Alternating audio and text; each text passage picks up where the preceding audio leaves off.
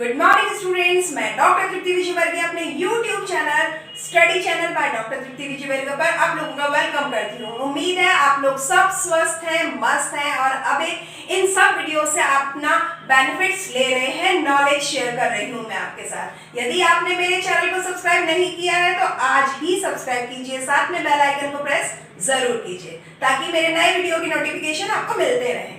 आज की क्लास में मैं आपको बताने वाली हूँ कॉर्पोरेट सोशल रिस्पॉन्सिबिलिटी, जिसको हम शॉर्ट में CSR भी कहते हैं। देखो, CSR MBA की क्लासेस में बहुत इंपॉर्टेंट टॉपिक है, लेकिन केवल MBA नहीं, बहुत सारे मैनेजमेंट की क्लासेस में ये बहुत इंपॉर्टेंट टॉपिक रहता है कि CSR क्या होता है। अब इसको पूरा डेप्थ में समझने से पहले कुछ चीजें मैं आपको बताना चाहूंगी। जितने भी बिजनेस टाइकून्स होते हैं उनकी एक फिलॉसफी होती है, वो एक दर्शन शास्त्र पे काम करते हैं। वो ये कहते हैं जब हम समाज से लेते हैं तो हम समाज में देते भी हैं। हम जनरली ये समझते हैं वो समाज से हमारे अगर मनी, अगर मटेरियल, मेथड, ये सारी चीजें इनपुट फॉर्म में लेते हैं और उसको ट्रांसफॉर्मेशन करके वो नॉलेज अगर वो आउटपुट के फॉर्म में फिनिश गुड्स, प्रोडक्ट्स, सर्विसेज देते हैं, तो इसके अलावा बहुत कुछ चीजें जो बाकी रह गई हैं वही उनको भी फोकस करना जरूरी है। एक बिजनेस टाइकून समाज से लेता भी है और समाज में देता भी है, लेकिन देता वो कुछ सिर्फ इतना ही नहीं है, वो कुछ अपनी सेवाएं, अपने एथिक्स, अपनी बहुत सारी और चीजें भी समाज में देता है। वो ये मानता है कि अगर मैं इस समाज के अंदर एक व्यक्ति होकर के समाज ने मुझे इस काबिल बनाया है तो मैं क्यों ना समाज को अपना कुछ डेडिकेशन भी दूं। सरकार कुछ इसी तरीके की प्रोविजंस को साथ में लेते हुए CSR को डेवलप करती है। वो ये कहती है each and every corporate has a responsibility towards the society. इसका मतलब ये हुआ हर एक निगम की समाज के प्रति उसकी एक जिम्मेदारी है और इसके लिए वो पाबंद कर देती है सरकार उसको कि आप अपनी जिम्मेदारी समाज के प्रति निभाइए। कैसे निभानी होती है, किस तरह से ये काम किया जाता है, वही आज का टॉपिक है क्लास का, CSR। सबसे पहले तो ये समझ लो कि ये एक responsibility of business towards the society होती है। मैंने पहले ही बताया कि समाज के प्रति एक व्यवसाय की जो जिम्मेदारी है वो है, और ये एक बिजनेस फिलॉसफी है, एक व्यवसायिक दर्शन शास्त्र है। दर्शन शास्त्र वो आइडियोलॉजी होती है जो गहराई तक आपको चीजों की समझ देती है। जब आप बिजनेस से प्रॉफिट अर्न करते हैं तो वो अर्न प्रॉफिट का कुछ हिस्सा हम समाज को भी लौटाते हैं, चाहे वो सोशल वेलफेयर हो, कुछ सोशल वर्क हो, किसी भी फॉर्म में हो सकता है। तो ये जो चीज है यही फिलॉसफी है जो गहराई तक लेके जाती है। It is a need to be good corporate citizen. एक निगमीय नागरिक होने का जो फर्ज अदा करने की एक फिलॉसफी है, एक जरूरत है, दैट इज CSR। आप समाज में रहकर के एक बहुत अच्छे व्यक्ति की तरह अपनी जिम्मेदारी जब निभाते हैं तो एक निगम के रूप में भी एक निगमीय व्यक्ति की जिम्मेदारी निभाना भी एक व्यवसाय का फर्ज या जिम्मेदारी होती है। It is beyond laws requirement in protecting the environment and contributing to the social welfare. अगर हम कानून की बात करते हैं, प्रोविजंस की बात करते हैं कि पर्यावरण के प्रति भी और समाज के वेलफेयर के प्रति भी एक व्यवसाय की अपनी जिम्मेदारी होती है, तो ये उससे थोड़ा परे और ऊपर है।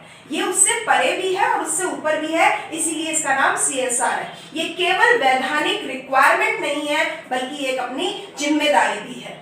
इसके अलावा कह सकते हैं beyond earning money for share holders. ये केवल शेयर होल्डर्स के लिए पैसा कमाने की बात नहीं है, it is concerned with the protecting the interest of all stakeholders. हर एक हितकारी व्यक्ति के हितों को प्रोटेक्ट करने की जो जिम्मेदारी है ये उससे भी कंसर्न है। और स्टेक होल्डर्स का मतलब है केवल शेयर होल्डर नहीं, उसके अलावा कस्टमर, एम्प्लॉयर, एम्प्लॉइज, आपके कॉम्पिटिटर्स, समाज, मार्केट, गवर्नमेंट, पॉलिसीज, वो सब चीजें इसमें स्टेक होल्डर्स में आ जाती है जो डायरेक्टली और इनडायरेक्टली उससे कनेक्टेड होते हैं। And it includes human employee practices, caring for environment and engaging in philanthropic endeavors।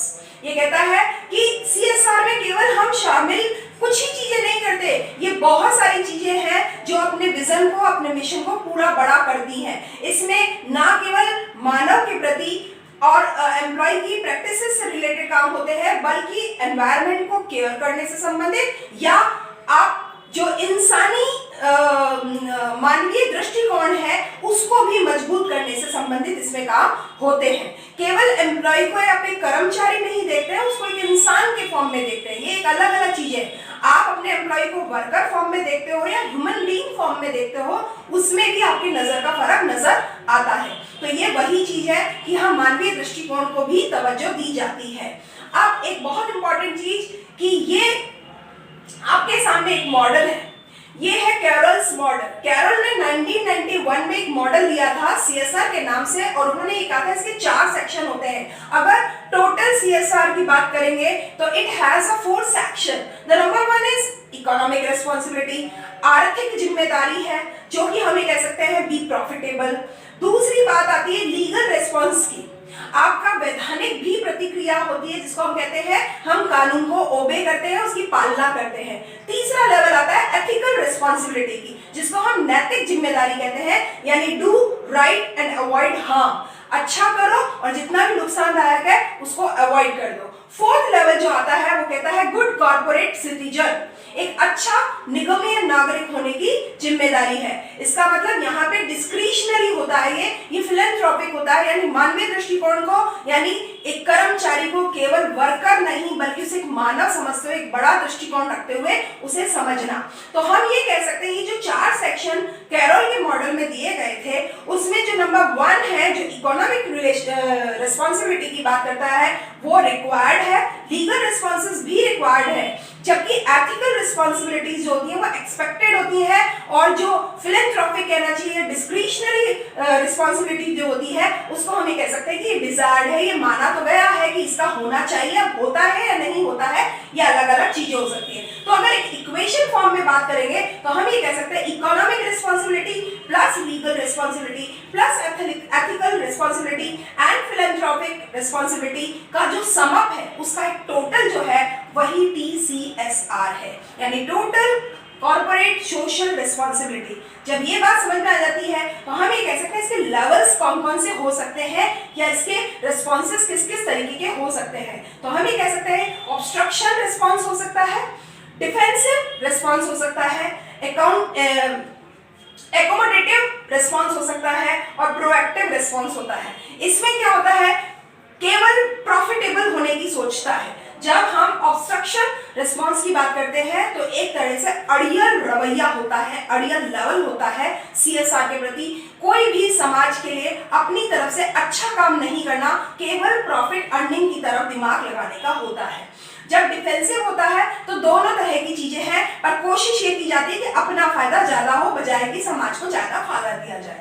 एक एकोमोडेटिव रिस्पॉन्स जो होता है उसमें बात तो दोनों तरह की होती है, लेकिन पूरी कोशिश ये करती है कि समाज को ज्यादा अच्छा दिया जाए, चाहे अपना एक प्रॉफिट 1% कम भी अर्न कर लिया जाए, कोई बात नहीं। और जो प्रोएक्टिव होता है उसमें कोशिश की जाती है कि सोशल सर्विस को ज्यादा तवज्जो दी जाए बजाय कि अर्निंग को। हर तरह से ऐसी पॉलिसीज डेवलप की जाती हैं जहां पे रिलेशंस को बहुत ही स्वीट या हार्मोनाइज करने की कोशिश की जाती है, गवर्नमेंट को सपोर्ट किया जाता है, इस तरह का ये लेवल होता है। तो सोशल रिस्पॉन्सिबिलिटी के प्रति अगर हम कहते हैं कि 4 लेवल होते हैं तो हम ये कह सकते हैं सबसे ज्यादा वर्स्ट लेवल होता है जो ऑब्स्ट्रक्शन रिस्पॉन्स होता है, और सबसे ज्यादा बेस्ट लेवल होता है जो प्रोएक्टिव रिस्पॉन्स होता है।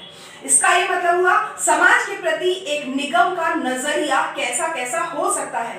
देखो, बात करने की बात होती है तब हम हमेशा कहते हैं कि एक समाज के प्रति एक निगम की जिम्मेदारी होती है कि वो अच्छा करे, पर्यावरण को भी अपनी तरफ से कंट्रीब्यूट करे, अपनी तरफ से उसको बिगाड़े नहीं, अच्छे से अच्छा रखने में अपनी सहायता दे। बात करने में तो ये आसान है, लेकिन प्रैक्टिकल लाइफ में फिजिबिलिटी फॉर्म में क्या कितना कौन अप्लाई करता है ये मैटर करता है person to person. It is vary from person to person. तो ये जो चीजें है ना, इसके लेवल जो बनाए गए हैं ये कहा जाता है 4 तरह के लेवल हो सकते हैं, जो दिक्कत में खराब, एक दिखने में तो खराब लेकिन करने में अच्छे, और एक करने में तो खराब दिखने में अच्छे, और एक करने और दिखने दोनों में अच्छे। तो ये 4 लेवल मैंने आज आपको बताए हैं। इस तरीके से कॉर्पोरेट सोशल रिस्पॉन्सिबिलिटी को मैंने एक बहुत ही in brief, short and simple language में आपको समझाने की कोशिश करी है। पूरी उम्मीद है आपको ये क्लास समझ में आएगी और इससे रिलेटेड आपके कॉन्सेप्ट्स क्लियर होंगे। आज की क्लास के लिए इतना ही। Thank you and keep watching my videos regularly. जुड़े रहिए और जोड़ते रहिए। Thank you.